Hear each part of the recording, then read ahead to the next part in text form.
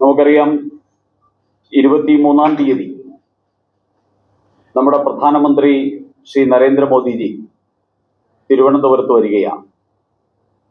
ശ്രീ രാജീവ് ചന്ദ്രശേഖർ കഴിഞ്ഞ തദ്ദേശ തെരഞ്ഞെടുപ്പ് സമയത്ത് തിരുവനന്തപുരത്തിന് നൽകിയ ഉറപ്പാണ് BJPയുടെ മേയർ സത്യപ്രതിജ്ഞ ചെയ്താൽ 45 ദിവസത്തിനുള്ളിൽ ഇന്ത്യയുടെ പ്രധാനമന്ത്രി ശ്രീ നരേന്ദ്രമോദിയെ തിരുവനന്തപുരത്ത് കൊണ്ടുവന്ന് തിരുവനന്തപുരത്തിന്റെ വികസനത്തിന്റെ ബ്ലൂ പ്രിന്റ് അദ്ദേഹം അവതരിപ്പിക്കും എന്ന് നൽകിയത്.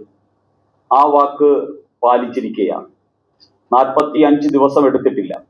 കേവലം മേയർ സത്യപ്രതിജ്ഞ ചെയ്ത് 27 ദിവസം പിന്നിടുമ്പോൾ ആ വാക്ക് ശ്രീ രാജീവ് ചന്ദ്രശേഖറിന് കൊടുത്ത വാക്ക് ശ്രീ നരേന്ദ്രമോദിയും നടപ്പാക്കാൻ തയ്യാറായി എന്നുള്ളത് അങ്ങേയറ്റം സന്തോഷവും അഭിമാനവും നൽകുന്ന ഒരു കാര്യമാണ്. അദ്ദേഹം 23-ാം തീയതി രാവിലെ 10 മണിയോടുകൂടി തിരുവനന്തപുരത്തെത്തും. അതിനുശേഷം ഒരു ഔദ്യോഗിക പരിപാടി, റെയിൽവേ നേതൃത്വം കൊടുക്കുന്ന ഒരു ഔദ്യോഗിക പരിപാടിയും ചില ട്രെയിനുകളുടെ ഫ്ലാഗ് ഓഫും ഒക്കെ നടക്കുന്നുണ്ട്.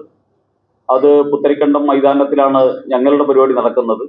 ആ പുത്തരിക്കണ്ടം മൈതാനത്തിന്റെ ഒരു ഭാഗത്തായിട്ട് ഔദ്യോഗിക പരിപാടി നടക്കും. അതിനെ തുടർന്ന് 11 മണിയോടുകൂടി BJPയുടെ പരിപാടിയിൽ മോദിജി എത്തും എന്നാണ് പ്രതീക്ഷിക്കുന്നത്. ഞങ്ങൾ ഒരു 1,00,000 പാർട്ടി പ്രവർത്തകർ ഒരുമിച്ച് കൂടുന്ന ഒരു സമ്മേളനത്തിലാണ് നരേന്ദ്രമോദിജി എത്തുക.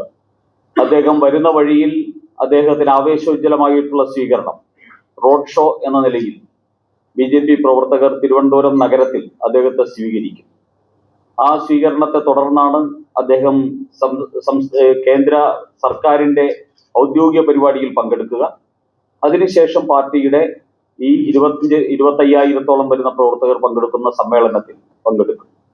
ആ സമ്മേളനത്തിൽ വെച്ച് ഞങ്ങൾ ഉയർത്തുന്ന മുദ്രാവാക്യം, ആ മുദ്രാവാക്യം വിശ്വാസം, സുരക്ഷിതം, അതോടൊപ്പം തന്നെ വികസിത കേരളം എന്നതാണ് BJP കേരളത്തിൽ ഉയർത്തിയ മുദ്രാവാക്യം.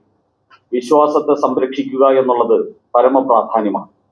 അത് ഏതൊരു വിശ്വാസിയുടെയും വിശ്വാസത്തെ സംരക്ഷിക്കാൻ ഭരണഘടനാപരമായി ഈ രാജ്യത്തുള്ള ഭരണകൂടങ്ങളും രാഷ്ട്രീയ പാർട്ടികളും ബാധ്യസ്ഥരാണ്.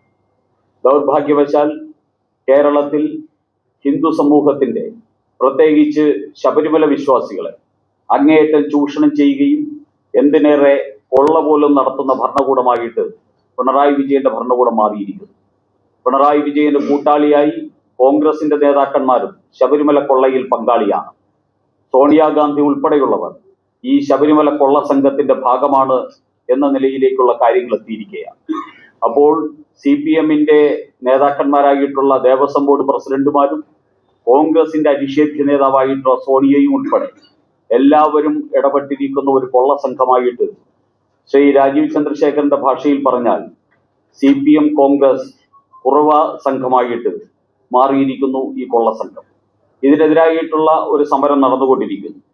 അത് വിശ്വാസത്തെ സംരക്ഷിക്കുന്നതിന് വേണ്ടിയുള്ള സമരമാണ്. അതോടൊപ്പം തന്നെ കേരളത്തിൽ സുരക്ഷിത കേരളം എന്നുള്ളത് ഒരു വലിയ സമസ്യയായിട്ട് കേരളത്തിൽ